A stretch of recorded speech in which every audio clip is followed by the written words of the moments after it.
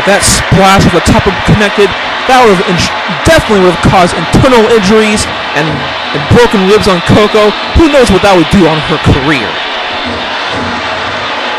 We finally see Coco fighting back here, getting some offense in, and she's actually, look at this, she's actually managing to do the dream catcher, that submission hold on the Beast there. Coco, what you really gotta do is just do what the Tina knockouts never do against big opponents. Go for the legs. And what Coco has to avoid is not just avoiding the Beast's offense, but she has to avoid getting in a pinning predicament. I mean, we saw it already in the match. I mean, we saw the size difference. If the Beast just gets on top of Coco, I mean, she just engulfs her entire body. I mean, Coco doesn't have the strength to lift her shoulders up and kick out of a 3 count. I mean, just when the Beast gets on top of Coco, it's already over. The Beast didn't want the match to end so soon. It could have been over right there if the Beast did not decide not to continue this match and lift up Coco's shoulder for her. She wants to deliver more punishment. We saw earlier with Peter Griffin and Mario. We had a cut away, and they eventually took it to the back. Oh my! Pure devastation out of nowhere. 3 count nonetheless. That is it. Didn't even get past competitor 1. Damn, took Coco's head off with that vicious clothesline. Then pins her 1, 2, 3. And of course Mickey there celebrating. He totally enjoyed this massacre. You're telling me that Coco has to beat this monster just to get a double title shot? Man, Coco, you gotta ask yourself, is it worth it? I mean, this could be career threatening. This could be a threat to your well-being, just being in the ring with that gigantic woman. Okay, Mickey James to come up with something this sinister just to keep Coco at bay from competing for the title. Look at this. Look at that splash and that powerbomb. And look at this Dominator. But that was it. But no, if you want domination, look at this. That sadistic clothesline. And that's all she wrote. Thanks for coming. Double X Dominator. Guess she's right. Show that here. What a vicious match. Totally one-sided. But yet, on the same token, what a valiant effort it was by Coco. Maybe next time, try to go for the legs next time. I don't think it really mattered. She was done from the start. Yes. Oh no, here. Mickey James in the ring still with that damn Double X title. Insult to injury here, gloating with the title. Oh no! What a low-down, despicable, cowardly move that was, Mickey. My God. He said, look at Mickey James. You show her the belt, the one that she's been trying to get for the longest time, and then just hit her with it. That was just low, even for you. Wait a minute here.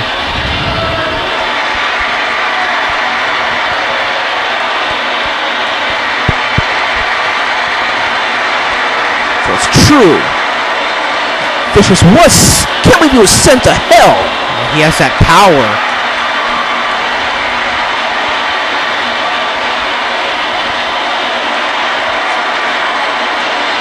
So he sent a message.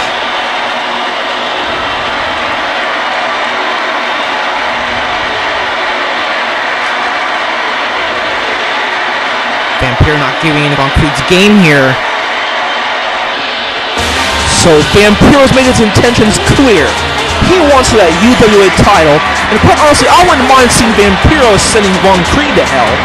But look, but Vaughn Kreed is sadistic enough to actually ask Vampiro to send Big Josh to hell. I mean, he's a fan, for crying out loud, and he has a wife and son, for goodness sake.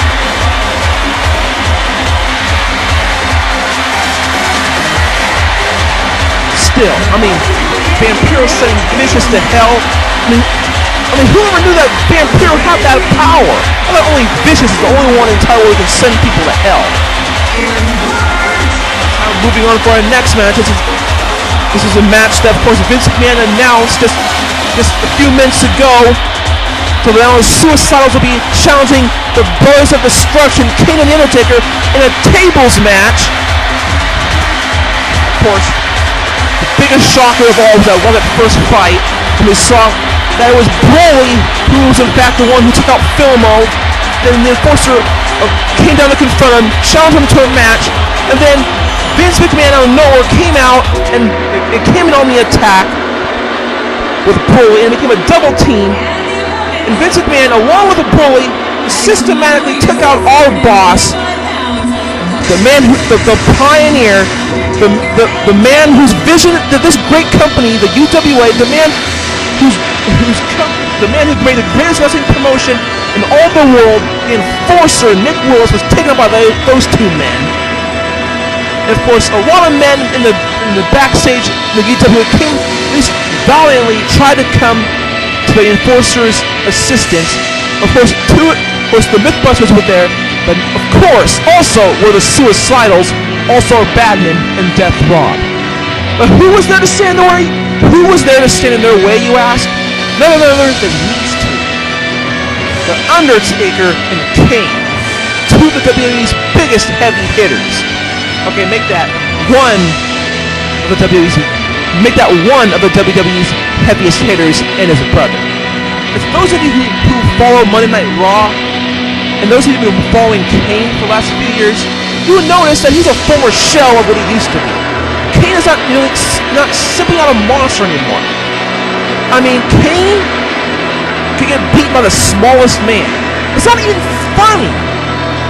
I mean, occasionally on my spare time, I will, to glance at the competition, I will watch Monday Night Raw, and every time Kane steps in the ring, this makes me have to say, Kane sucks.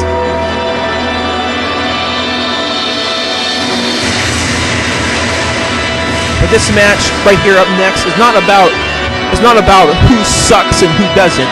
Tonight is simply about bragging rights. Because you see, the Suicidals personify urban wrestling. And of course, the Brothers of Destruction, they've been a part of WWE for a long time. So this match here is all about bragging rights. It's all about who is part of the better brand. UWA or WWE. UWA is going to show him who's boss. Also, going to town on Undertaker. You're right. Kane does suck. Very clear on Raw. There's no argument. Kane just sucks. Kane on outside actually getting the upper hand with Death Rob. But I know he'll turn it around sooner or later. Undertaker though, going for that splash. Also dodged it. Now also he's going the offense here. Undertaker taking him to town. There you go. Oh, look at this. Look at this, New Steven. Already. Not even a minute into the match. Also, Batman is already setting up the Undertaker. And that's what I'm talking about. The of the WWE into the weapon of mass destruction. Oh, yeah. Spins him around and slams him right on his neck. Get on. But outside here, a table's been brought into play. It's not set up yet, though, but I think Death Rob was fiddling with it. He's got it now. He's bringing it in the ring. Help out All-Star. Setting it up. Kane on the outside, picking his spots.